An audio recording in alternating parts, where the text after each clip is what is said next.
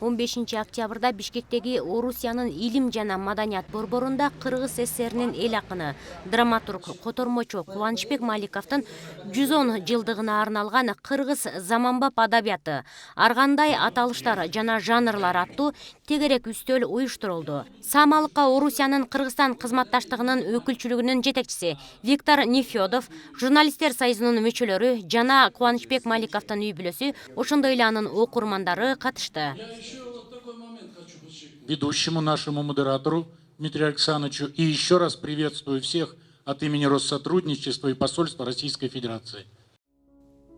Кубанычбек Маликов 1911 жылы Чүй облусуна караштуу Үчемчек айылында жарык дүйнөгө келген. 15 жашында эле колуна калем алып, Эркин Тоо гезитинин кабарчысы болуп иштей баштаган. Анын адабий тушоосу 1926 жылы жарыкка чыккан. Жазгы тала аттуу ыры менен кесилген. Калемин прозада, поэзияда, драматургияда да сынап көргөн. Ак кептер, айо, келген жок аттуу элдик болуп калган обондуу ырлардын да сөзү Кубанычбек Маликовдун калемине таандык. 1931 жылы педтехникумду аяктагандан кийин Ленинчил жаш гезитинин редакторунун орун басары болуп иштеп калат. 1934 жылдан тартып 1952 жылга чейин Кызыл Кыргызстан гезитинин жоопту катчысы, Кыргыз Мамбастын көркөм адабият редакциясында бөлүм башчысы, Кыргызстан жазуучулар башкармалыгынын катчысы, Ворошилов гезитинин курулушунда жумушчу колоннасынын комиссары сыяктуу бир топ кызматтарда иштеген. 1930 жылдары Жаңа айылдын эрмеги, элдин уулу, бактачы кыздын ыры, Сен жолдошум сыяктуу поэтикалык чыгармалары менен катар Таш күзгүнүн түбүндө аттуу сатирасында жараткан. Ошондой эле жазуучунун калемине таандык Сарала козу, Ачылган айып аттуу аңгемелер, Азаматтар повести жана Сапардын сүйүү сырлары, Жапар менен Шарипа деген лирикалык поэмаларда таандык. Улуу ата мекендик согуштун учурунда Кубанычбек Маликов өз ыктыяры менен советтик армиянын катарына аттанат. Өлгөнүң чөбү ялганың, бир кезде жүрөк туйлайт кубанганың, бир кезде көпөлөктөй чарк айланып, ал кыздын чын сүйүүсүн сураганын. Заря снимается с цветка, семья проснулась утром ранним, и сын встает. Его рука с азаном плещется под краном. Смеется сын на весь наш дом, мать просыпается, как птица. Кызы Канайым Маликова атасын аябай немистей так, кең пейил, жооморт адам эле. Саякбай Каралаев өңдүү улуу манасчылар менен жолугуп, манас жазганын төмөндөгүчө эскерет. Напоминает вообще его честность. Ал аябай чынчыл, бардык жерде принципке бекем турган адам болгон. Баары билет, бетине таамай айткан. Мен аябай толкундап жатам. Ошондой эле атам ушунчалык берешең киши болгон. Вот, это уже...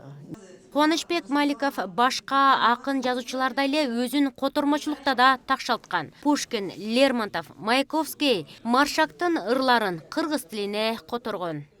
Знали свою культуру, знали тех людей, кто эту культуру формировал, формирует. Кыргыз маданиятына салымын кошкон адамдарды таануу үчүн чогулуп отурабыз.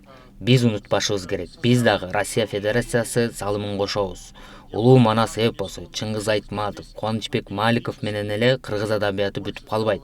Ийгиликтер алдыда. Периодически раз в квартал проводим презентацию. Эң кызыгы, келини Зура Маликованын айтымында казактар манас эпосы биздики деген кепти козгоп калат. Ошондо Турдакын Усубалиев ким татыктуу жооп бере алат деп суроо салат. Ошондо Кубаныч Маликов деген жооп келет. Я расскажу такой случай.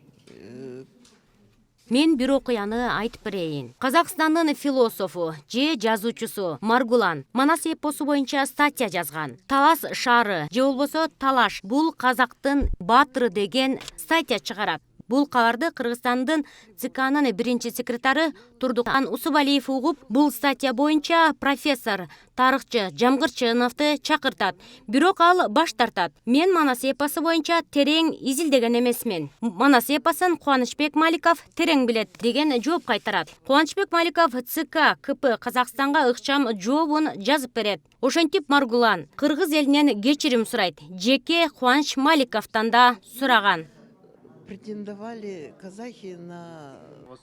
Кубанычбек Маликов өзүн драматургия жаатында да калемин сынап, бийик жерде, жаңыл, Осмонкол, бир көчөнүн кыздары, Адылдын иши аттуу пьесаларды да жазган. Акын кыргыз элине, кыргыз адабиятына кылган кызматы үчүн Ленин, эмгек кызыл туу, 3 жолу ардак белгиси ордендери жана бир топ медалдар, грамоталар менен сыйланган. Целый цикл стихотворений